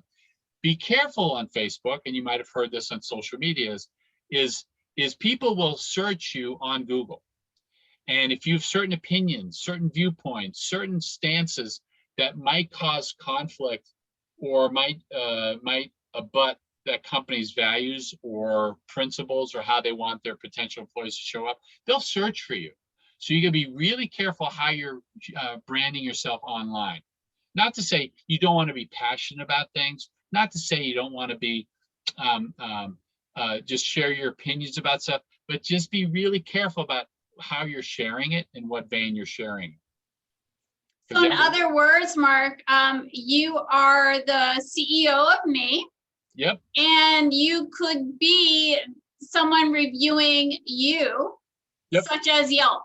You have to think of yourself as a business, and you are being reviewed on Yelp, yep. or YouTube, or any of these other social mediums. Then people are going to go back and see what you're all about.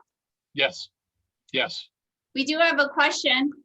Yes. In other words, oh gosh, I'm sorry, 2 questions. How do you overmodulate versus trying to impress? It's a very fine line, right? Yeah, it's a fine line. It's like, you'll know it, like when you're feeling stress, you have a tendency to look back on that experience and say, well, that didn't go so well. Or the experience that you're causing is causing some degree of conflict in the other party. That's when you're overmodulating. When you're able to modulate, you say, you know what, if I'm not careful, this is how I'm going to show up to this individual. Or if I'm not careful, this is how I'm going to actually impact this dynamic. It's your inner voice saying, be careful here, be careful here, be careful here. So I'll give you another example. Like if you have a tendency to be more dominant in your role, when you're under stress, guess what? You have a tendency to dominate. Just because you're under stress, you need to get things done, and you don't have time for pleasantries, don't have time to hear what everyone has to say, don't have time to grab hands and sing Kumbaya. You're just like, we got to get this thing done.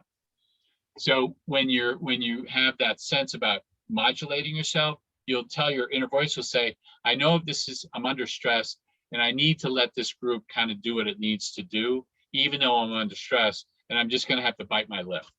I'm going to have to really just rein myself in, so I'm not going to over-modulate and then chalk it up for a bad experience. Oh, well, I'll get a mulligan, do that over. So did that answer the question? I don't have an answer, but while we are wondering, yes, it did. And then we have another question. When you are looking at this branding yourself online, in other words, the question is, do not use your real name on Facebook or Twitter? Oh no, you use your own name.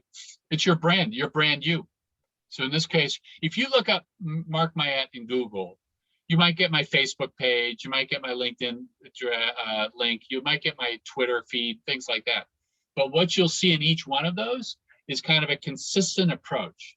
I'm showing up in each of those vehicles in a very similar way. Now, granted, Facebook, I might be, talking about or sharing a photo of a trip out west with my family, or my son just won a state tournament in mock trial, which he did, by the way, in Georgia. So, woo, woo, woo. So I might be promoting like what I'm happy about, etc.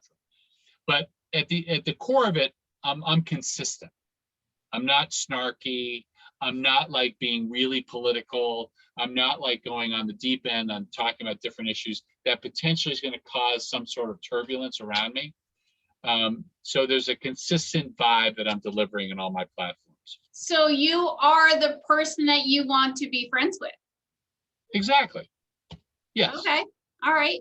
So on all these different social media platforms, it's consistent in the sense that you are the person that you admire and you want to be known as, but you are using more professional words and experiences on LinkedIn, whereas Facebook, even though you're the same person, it's a little bit more personal. Twitter is kind of like a little bit of both. And we have, gosh, a lot of social media platforms. Again, YouTube. Yep. It's one of those things that you want to keep it consistent. You want to keep your name consistent, maybe your photograph, maybe not. But the person that you want to be friends with on Facebook should be you and who you're emulating, definitely. That's it.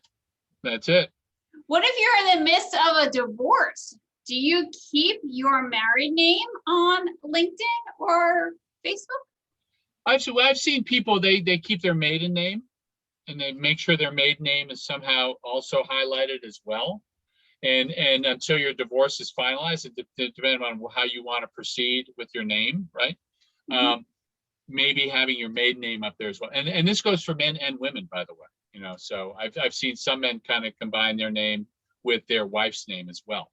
I've seen hyphenated. I've seen them drop it if they're changing on legal documents. I've seen people with 35 plus years of professional experience just keep their name because everyone in the world knows them as that person, as opposed to, you know, their maiden name, that kind of thing. So I guess it depends is the answer, unfortunately. Is a blog a good place to start? What's your opinion on that, Mark? Actually, it's a really good question because when I was going through my own evolution, you might notice even on my website that I've got like all these blogs that I wrote. And what I did when I wrote each blog, I also promoted them on LinkedIn. And as a result, people started coming towards me, whether it's like, hey, Mark, can you talk to this group about X? Or can you have you ever done coaching with Y? So I noticed things started to happen, people coming towards me because my brand actually was a positive thing for some folks. And so they were coming towards me. So blogs are a great way to really help people get to know who you are. And then it says, or podcast instead of blog, or YouTube channel. Yep. Yeah. All this technology, vlogging, so video, so blogging, vlogging, doing stuff, having a YouTube channel. There's all sorts of stuff for creating your own brand, supporting your own brand. Also, do you have a YouTube channel? I don't. Do you have a podcast? I don't. All right. So you did mention blog. I did have a certain time. I did have a certain time have a blog, have a podcast, but then I moved away from that. Okay. I know that when you're in job search, LinkedIn is rated 96% of recruiters use LinkedIn to find candidates, and it's about networking. So if you're going to start anywhere, you should have a LinkedIn profile. LinkedIn is wonderful because you can blog for free on LinkedIn and you keep your ownership to your blog. So if you want to take it off LinkedIn and start a blog or a website, you can do that. But you can start with your LinkedIn and then add your blog. You can even add podcasting to LinkedIn instead of setting up a separate website. So LinkedIn does give you a lot of versatility in that respect. And as a job seeker, it's definitely the place you want to start with. Excellent. Sorry, go ahead. So, okay for me to move? Yes, please. Awesome. Okay. So the other part is around this is like getting involved. Because I like this quote from Eli Tahari, which is, sooner or later you realize that your real fulfillment comes only from helping others. All the rest is just temporary. And so that's why I say, ask yourself when you're at this crossroad, is ask yourself, what breaks your heart? What bothers you? where can I add the most value? Because the answers to that question will be your opportunity to add value to others, i.e. volunteer. I heard what Christine was sharing about looking for specifically maybe in industries that you're working in. Maybe it's a cause, because invariably what will happen is when you put your hand up to volunteer, as people get to know you, invariably is going to happen is you get to know people. It's like, so Mark, tell me about Mark. And then that gives me an opportunity to share people about me. For example, today, I love what Christine and others pay for this gig. It's awesome. I encourage everyone. The honorarium that we receive is great. So Christine, I want to thank you in the state of New Jersey. Wink, wink. And I do this not because I'm getting paid to do it. I do it because I love to do it. On Friday, I'm going to be volunteering for a job career fair. They're doing a virtual job career fair in North Atlanta. And so I'm going to be spending half my day just being a volunteer, helping people try to navigate their way to this career fair and just be a resource for people, because that bothers me, having people not sure about where they want to be or being in transition. That bothers me. So what am I going to do? I'm going to help out. So I would challenge you to get involved as well. Okay. The other thing is, and it kind of gets back to where we're talking about being consistent. Be consistent in your brand. We were talking about the different platforms you might be within your social media platform or how you're showing up in the world. Be consistent. Try to not have this dark side side to you that all of a sudden is showing up somewhere else, and then people would do a Google search on you and like, we don't want to move forward with this candidate, because that will happen. I mentioned I've got a son who's a rising freshman in college next year. Unfortunately, there have been some cases where high schoolers have posted stuff that's really been inappropriate. And there was this one case where the student got a full ride 4-year scholarship to a private college. And that's not inexpensive. So the school, as part of their due diligence, did a little search on this person who was getting a $250,000 education for free. They saw what they posted and they pulled that scholarship off the table. So now that's obviously the extreme of the dark side, but being consistent is going to be really important. And despair.com is, I kind of like use this, my dark side humor is like, all right, if you're going to be, if just be consistent, whatever it is. If you're not hitting the bullseye, just at least hit one thing consistently and you'll be awesome.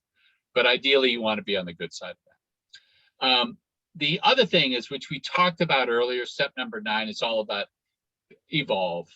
Kind of be this rock or this potato, but be this rock over time, that you have these jagged edges. And over time, they kind of soften. An experience helps you. Feedback you get helps you. And over time, as a result, you evolve. Your career evolves. So your job doesn't define you. Your experience helps navigate you so that you can aim yourself in a way that's positive. So be open to your own evolution. Somebody brought up that their department was completely let go after years of being in the department. Okay, so all right, it's time for you to evolve. What's the next, your 3.0 look like? Your 2.0 look like? This is now giving you an opportunity to say, okay, how do I pivot to go from one industry perhaps to another industry? And as long as the gap's not too wide, how do I navigate that? So Christine. Yep. I thought you were going to have a question there. So No, not at all. I'm just listening to, evolving and changing, and you can go from one job to another and you can redefine your career, but honestly, you're still the same person. Exactly. And so you are consistent among all those social media and brands. It's just a matter of taking your peg and redefining your peg to fit into your round hole. Yep. Just pivot. Just be okay with the pivot. And then it's all about, if you've heard of the concept of Kaizen. So this is Kaizen as continuous improvement. So you identify where you want to go. You identify a problem or an opportunity. You develop a countermeasure. You determine the root cause of what's causing that. You hypothesize a solution. You test this hypothesis, and then you implement the solution. So at a high level, you're constantly going through this process of Kaizen. So if you're having more good days than bad, that's awesome. If you're having maybe a more of an even blend of good days and bad days, okay, opportunity for you to go through some Kaizen. What can you do differently so you're leaning in and you're aiming yourself so you're having more good days than bad? And that's all about the Kaizen approach, pivoting and just evolving, taking a step back and having this mode of continuous improvement. And then number 10, it's all about repeat the process. So it's all about using this word, this word cloud.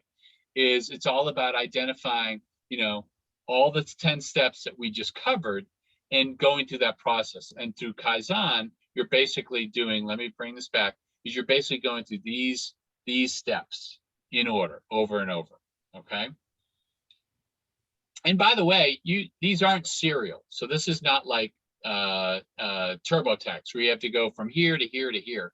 You might go from here to here, or you might go from here to here.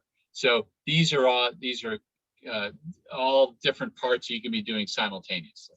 So when you are reinventing yourself, or you're pivoting, or career transition, or any of those changes, will those dots that you exemplified change? Yes. Oh, absolutely. They'll evolve. They may change. They may change drastically. They may change slightly. But you talking about these dots change? Yeah. Well, at the core, this is what's going to be happening for your brand. All these steps are kind of things that you'll be doing so that your brand's showing up. But what will happen is you might go from this step, knowing thyself, to saying, I need to identify some gaps here. So I'm not resonating, or something's not resonating for me. So I need to identify what the gaps are and how am I going to fill them? What class can I take? What additional resource can I do? So you'll basically be doing all of these things, but you won't do them in a serial order. Thank you. Mm-hmm.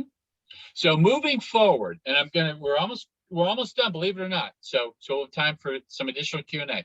But moving forward, this is what you should expect. Okay? This is what you should expect. Depending on where you are, this might be very ambiguous. But what you're striving for is some degree of clarity. And so these 10 steps will hopefully get you that point of clarity. But the key thing I ask people to have when they're at this approach is have an open mind. Be curious. Do as you did today. Attend workshops like this. Lean in on the resource that Christine and her team are putting together for you. But have an open mind. Be open to yes. Because when you say yes to something, whether it's a conversation, a conversation about a new opportunity or a new job or whatever, if you open your mind to that, you won't know what's on the other side of the door, but at least you're going to be walking through a door. What you can expect, though, is a fair amount of fuzziness, and I call it ambiguity, but you're going to have days where it's like, I'm really not sure what this all means. Or you do an assessment, it's like, I have no idea what the heck this means. So that's when you lean in on resources. So you'll be fuzzy. So you can expect to be lost, maybe confused, maybe unsure, or unclear, perplexed, disoriented, bewildered. When you're feeling this, lean in on it. That's normal. That is normal. You might try something and it won't work out. Oh, well, you know what? There's two outcomes when you try something new: success or a learning opportunity. Success or a learning opportunity. So have that mindset in mind. You'll do just fine. But remind yourself, look for someone's strength instead of their weakness. If someone focuses on your talents and strengths, you'll achieve exponential results. So same with you and others. If you focus on what they're naturally good at, then you'll see exponential results. If you focus on what they're weak at, they'll just get frustrated. You'll get frustrated, and it's no fun to be. And then you will achieve a certain degree of success. I guarantee it. You will achieve success. So no limits. Remember, you're a gift. Keep leaning in and enjoy the journey. So, and that said, here are some resources. You'll see crossroadscareer.org. Above and beyond what Christine has shared, perhaps they may have shared that one. The group I'm involved with in Atlanta is called AtlantaCrossroads.org. Whatever your faith is, lean in on that. I haven't talked about that, but faith really plays a really important role. Lean in on your faith because that's going to be helpful. Lean in on your network as well. Here's some other resources, and Christine may have these as well. CareerOneStop.org, MySkillsMyFuture.org, ONET, we talked about that. What'sNext.com, self-assessment.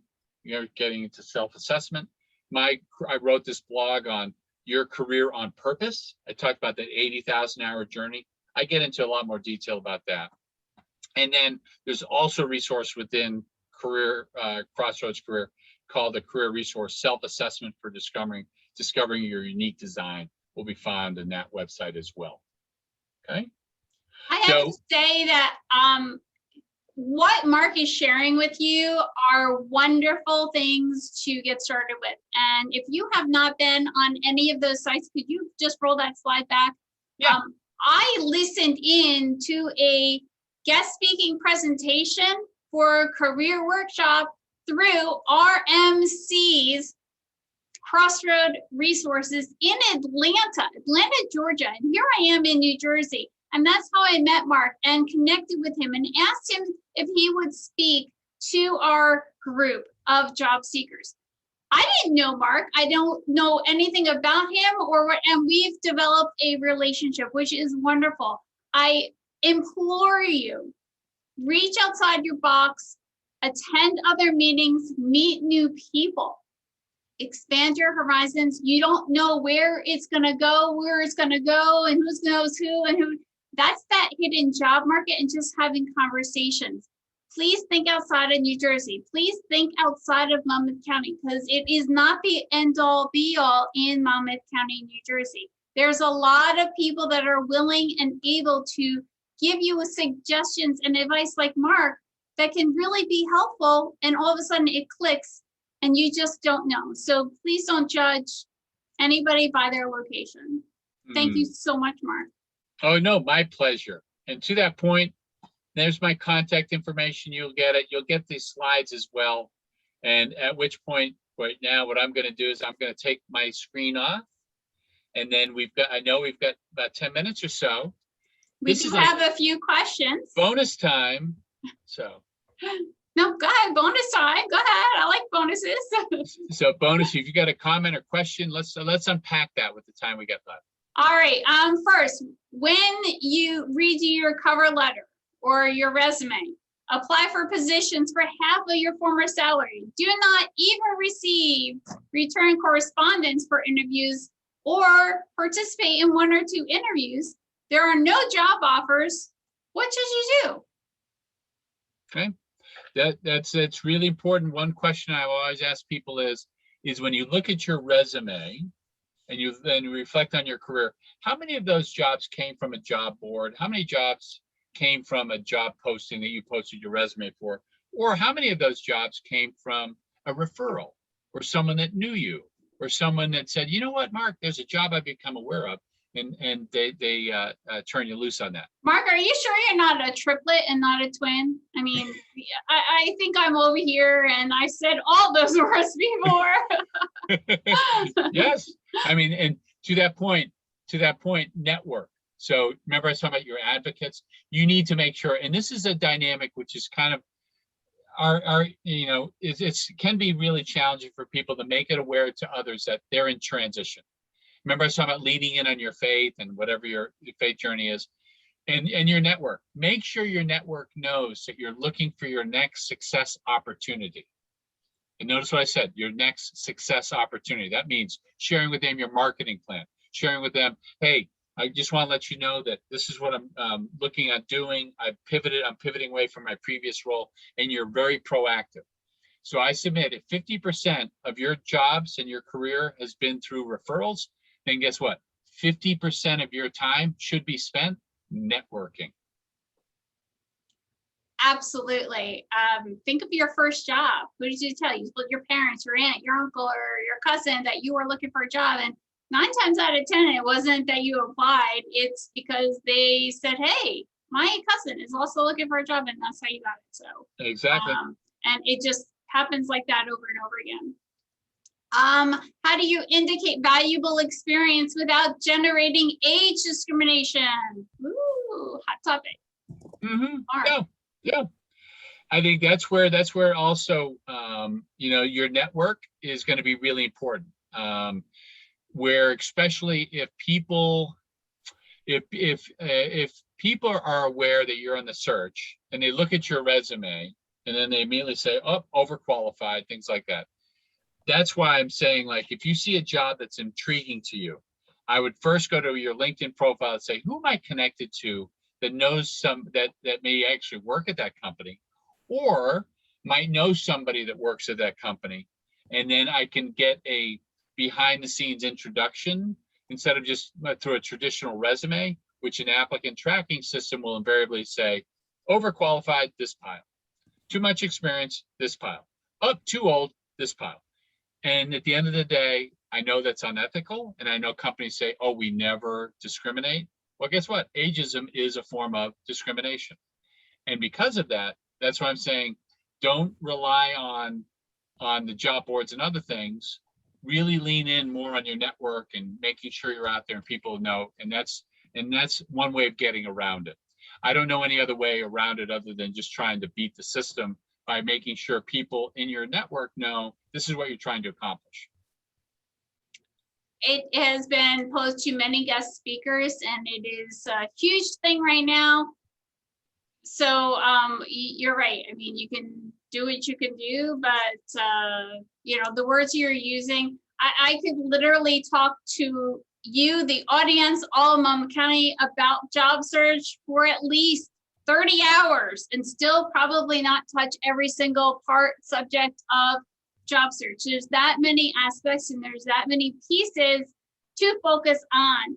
And that's why we bring in guest speakers to talk about certain parts of job search, but also to focus on one thing, bring different viewpoints to you. And it's about what sits good in your belly. It's not about me and my opinion, because I could be totally wrong. And the guest speaker could be totally wrong, not you, Mark. But just, you know, I want you to take it all and take bits and pieces that work for you, your industry, your job search, and what feels good. So how do you deal with the timing issue that while locating the connection, the job opportunity disappears? Yeah. Well, I mean, guess what? Talking about timing issues, one thing to be aware of is that a number of job postings that are posted are bogus jobs. A certain percentage of those jobs are bogus. The other thing that happens is, and you might have experienced this personally in your own career, during your own career, is when opportunity is identified, they identify with an internal candidate. And you've already, that number one candidate is internal. And then HR comes and says, whoa. You can't offer this job until we post this on the internet. And all of a sudden the job's posted to the internet, and within an hour you're getting this Dear John letter saying, thank you for applying, we've already found a candidate. You're like, WTF? I mean, I'm just like, what's going on here? And the reason is because of that dynamic happening behind the scenes. That's why I say a number of jobs are bogus, a number of jobs have already been applied for. That's why your opportunity when you're networking is to find those hidden jobs that are not yet public, that are just kind of in the early phases with, and that's how you'll probably may find yourself landing. But you need to be the bullhorn and say, folks, here's my plan for getting my next success opportunity. You need to be telling your network and being out there and being public with it. 2% of people land a job from applying online through any job board. And there's 263 job boards in the world. 85% of people land a job from networking. Where should you spend your time? Networking. If you want to land. If you don't want to say, well, I applied to 300 jobs. Well, don't sit in front of your computer. Don't sit on a job board. Spend that time networking, talking to people, IMing people, having a conversation on the LinkedIn Messenger, whatever it happens to be, attending events like this, because that is going to help you more in your job search than hitting click apply. You know, it's a fact, and you can kind of Google it. Everyone's going to tell you the same thing. So it hasn't changed. And I'm telling you, as a former recruiter, someone certified, in human resources from 2 agencies and a career counselor. I'm telling you what's going on the other side of the screen. Mark is on the money when he tells you what he's telling you. So there are things that you can do about it. And the hidden job market networking are number 1. But you can't network until you have that personal brand, just like Mark said. So absolutely. All right. So we do have a few more questions, Mark. How do you job search while you have a job, while you're employed? People I work with are already in my network. If I announce I want something different, it could be an issue. How can I address that? Yeah, you just a little bit more, you're not putting, you're not like literally on the street and LinkedIn saying, hey, I'm looking, and putting that thing around your picture saying seeking new opportunity. You're going to be a little bit more subtle. So that's where I call it the circle of trust, as Robert De Niro talks about in the movie. So what's your network, your core network look like? Is it 10 people, 15 people? Start with that inner circle and just confide in them. I'm just on this confidential job search, and I'd love to, get your input and your thoughts on that. And you start, and then every conversation ends up with, so who might you know that might be a good person I can speak with, and that you're willing to share an introduction to. And many times, if they're your advocates, their chances are they're going to open up 1 or 2 doors for you. So you might start with 10, and you might end up with 20. And then those 20, you might end up with 30 or maybe 40. But it's very subtle in how you're approaching it. We have a, not so much a question, but a comment. And I think that it might bring up some other questions regarding the same thing. Even harder for the people with time gaps on their resume. Job search seems to be one of those things where you want to keep a consistent working time frame. So how do you address that? Well, it's all about your story, right? Everyone has a story. And so the reason why there's a time gap might be raising a family, caring for an aging parent or a loved one. Or if you're like my nephew, who got kicked out of college because he had a drinking problem, and then got readmitted to college, and he was on a 7-year plan. And then the way he found his job was not going to be through job boards. And I was talking to him about it. It's like, you need to get with people that know your story. And because they know your story, they're okay with your story. And they're still willing to make an introduction because they know you.